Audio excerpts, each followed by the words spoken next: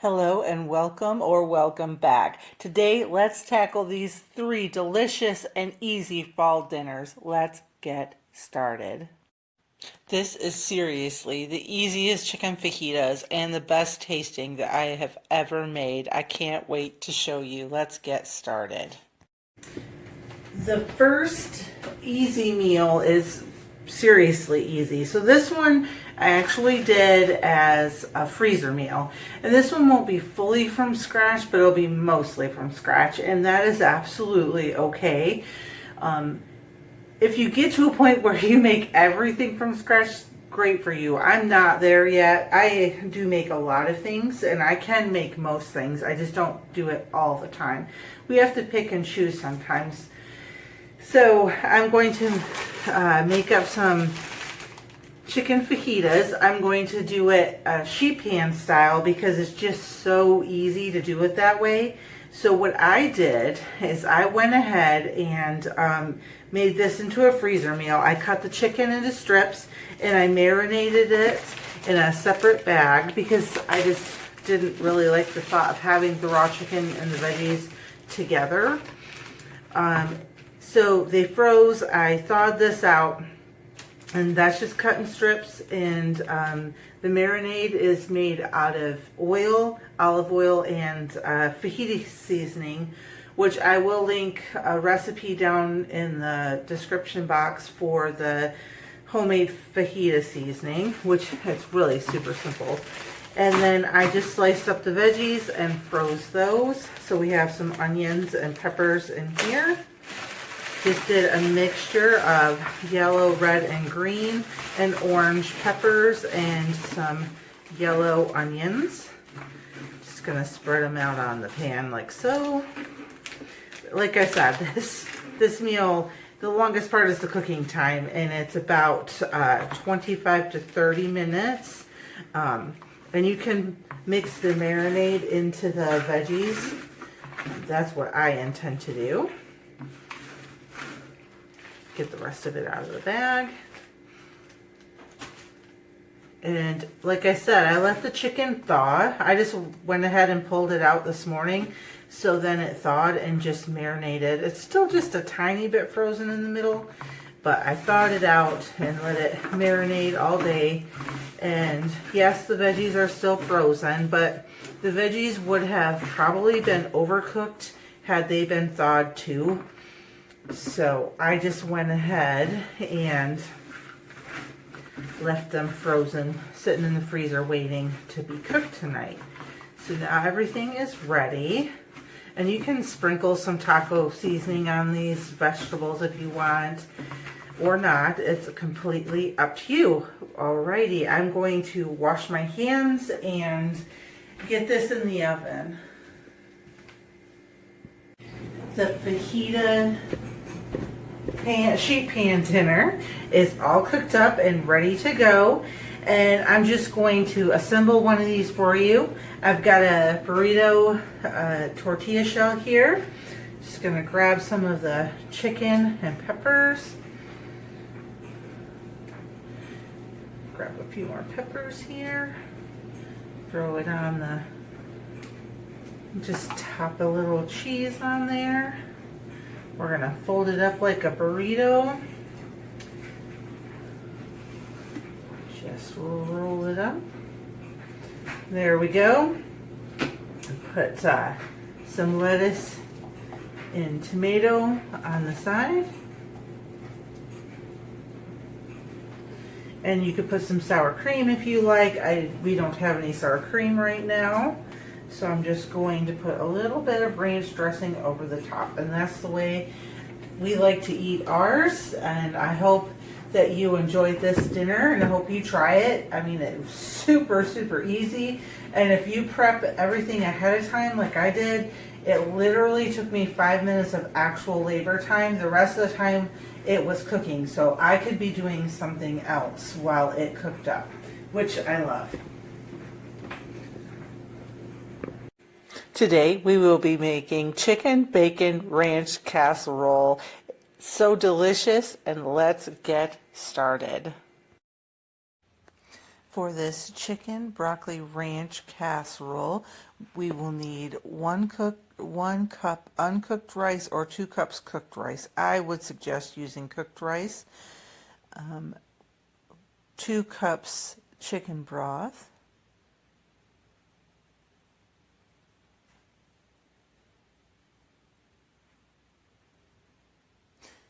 some chopped broccoli, of course, and I also added some shredded carrots, which I think added some nice flavor. And I'm just stirring the rice to make sure that everything gets wet. I did not really like the texture with the raw rice in this recipe, so save yourself a step. Oh, and then I'm adding the chicken. You can use pre-cooked chicken in this recipe if you'd like, if you have leftover rotisserie. I'm just throwing in some raw chicken, which I think gave it a nice flavor when you poured the ranch sauce on top. And this is about 2 chicken breasts chopped into bite-sized pieces.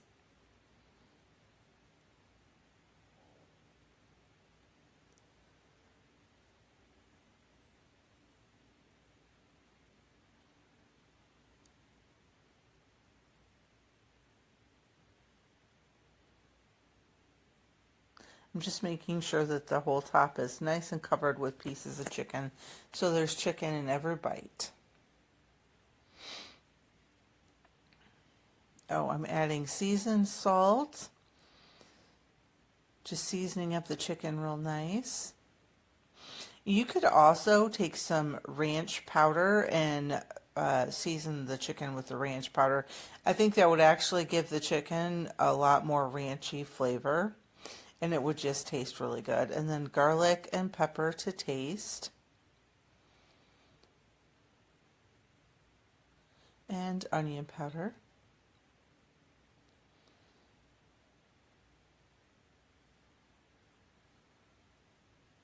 I really wanted to make sure that chicken had nice flavor. Now I'm going to add the carrots and the broccoli. And you can leave the carrots out if you like, but I think it really added a nice round flavor. Plus, whenever you can sneak in more veggies to a meal, I think that's definitely a plus. Now I'm going to add the broccoli. This is one very large head of broccoli cut into small pieces so that they cook about the same amount of time as the chicken. And that was the main reason that I didn't like using the raw rice in this. It was still hard. Unfortunately, I've not had good luck. Someone could probably tell you how to get the rice to cook in these meals, but mine never do. And I decided to go ahead and finish up the carrots. And now I'm going to take my ranch dressing, just regular store-bought ranch dressing or homemade, and I'm going to mix it with the rest of the chicken broth just to thin it out a little bit so it can be more of a sauce. Now you could make your own ranch sauce, cheesy ranch sauce, and pour it over top of this. That would be really good. And I think next time I will probably do that. This was just a viral recipe that I seen online, and I thought I want to try it. So I made it exactly the way they did. And there are some things that I would change, and I may make a follow-up video to this recipe with the changes that I would make. Now I'm adding my bacon. I'm just pushing the bacon down in and kind of, mixing it into everything so it's not just laying on top. Now I'm going to go ahead and add some sharp cheddar cheese, and I'm going to push that down in so it kind of cooks into the sauce. I didn't just want cheese on top. I want the cheese cooked all the way through. Again, I would probably, if I had to do over, I would just make a cheesy ranch dressing or ranch sauce to pour over the top of the whole thing, and I think it would taste better. And then you could top it with cheese if you wanted to.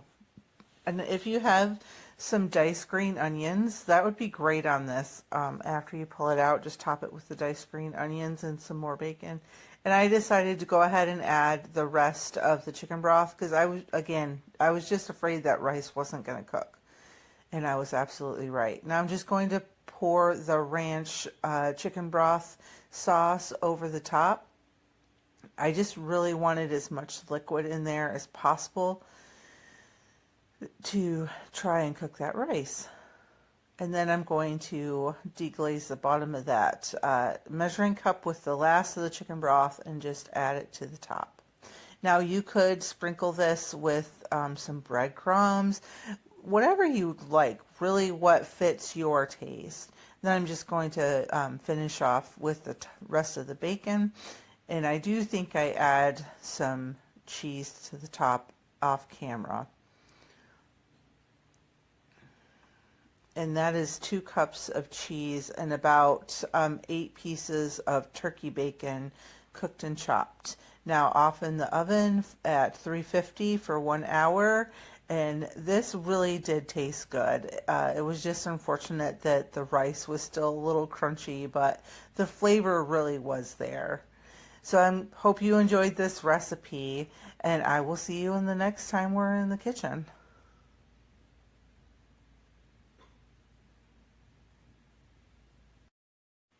Hello everybody, let's cook some mini turkey meatloaves, baked potatoes, and green beans. I'm so glad you joined me today, and let's get started. We're going to start by tripling this recipe. The recipe is 1 pound of ground turkey per 3/4 cup of breadcrumbs and 1 egg. As I said, I'm going to be tripling it, so this is 3 pounds ground turkey. Just going to be adding that to my bowl.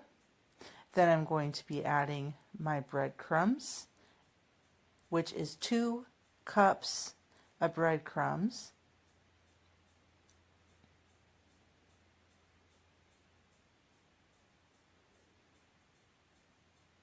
Two eggs, some onion and green peppers, about 1/4 cup of each. 2 tablespoons of garlic by mistake. That was only supposed to be 1 tablespoon, but extra fell in. That's okay. So here's the 2 eggs. And season it with salt and pepper, which I forgot and did later. Now I'm grabbing some Worcestershire sauce to add. You can leave this out if you like, or you can add it in. I think it makes the flavor much better.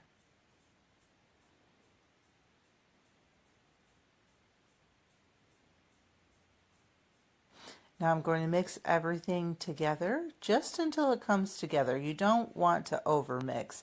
I'm showing you my bun form pan that I'm going to be using because I like the size. I like to make mini meatloafs so that my husband can take them with him when he travels for work and make a quick, easy, healthy meal while he's away, and it's harder to find healthy foods. You don't, like I said, you don't want to overmix here. You just want to mix it all until everything is incorporated. Now, if it seems a little dry at this point, you can go ahead and add another egg. Mine was actually perfect. And now I'm going to be dipping my hands in, which I'll be honest, is not my favorite thing, and forming the mini meatloaves. I did not need to grease this pan, but if you're using a metal pan, you definitely would want to grease it so that it doesn't stick. But this is a silicone baking mat, so it does not need oil at all. I'm making these about 3 inches around and about 2 inches thick. I want to make sure that they're pretty uniform in size, and that's why I chose this pan, so they all cook at the same time. There is nothing worse than pulling them out and having some really dried out because they cook too quick and some that are raw in the middle. I'm going to make 12 of these so we can have them for dinner this night, and we can also throw them in the freezer for quick, easy meals. These reheat beautifully. Now you could stop here before you bake them and freeze them raw. I would freeze them right in the form, and then so they're flash frozen and they don't all stick together, and then you throw them into a Ziploc bag after a couple hours. But I'm going to go ahead and bake these so that it's easy for my husband, because he doesn't have a way when he's traveling to cook them, so he'll need them to be cooked through. And I'm going to top these with a quick Alfredo sauce. I'll link the video below that walks you through how I make my Alfredo sauce. Now we're going to start with the baked potatoes. These are just some russet potatoes that I scrubbed, washed, and dried. I'm going to load them into my baking dish and put a little bit of olive oil on each potato and then rub it all over on all the sides. Now you could wrap each potato in foil if you like, but I actually found that I like it a lot better if you put foil over the whole top of the pan. It just makes them creamy and steamy, and they are so beautiful. And I said to put them in the microwave. That's why I said in the oven, because clearly that was a mistake.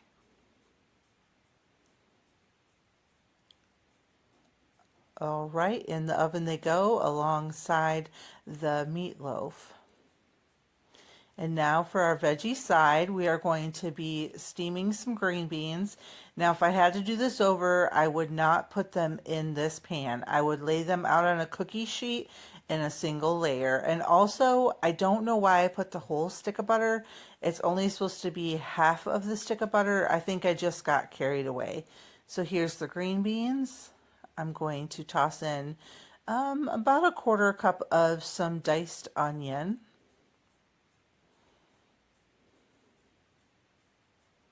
Like I said, I would not use this pan. I would lay them out in a single layer. I was not pleased with the texture doing them this way. They weren't the best at all, and I was so disappointed. I was looking forward to these so much. Now we're just going to add in the onion and a little bit of garlic, and then we're going to top it with way too much butter. Do as I say and not as I do, and only use half the stick of butter and not the whole stick. I really don't know what I was thinking at this moment. It almost doesn't even fit. Yeah, way too much butter. Then I'm going to cover the whole pan with some more foil. I don't know if I would do this part, to be honest. I think I would just let them go on the cookie sheet open so that they can release their moisture and the moisture can evaporate. But there it goes into the oven with the other two things, and that's dinner for tonight. I hope you come back and see me tomorrow. Have a great day.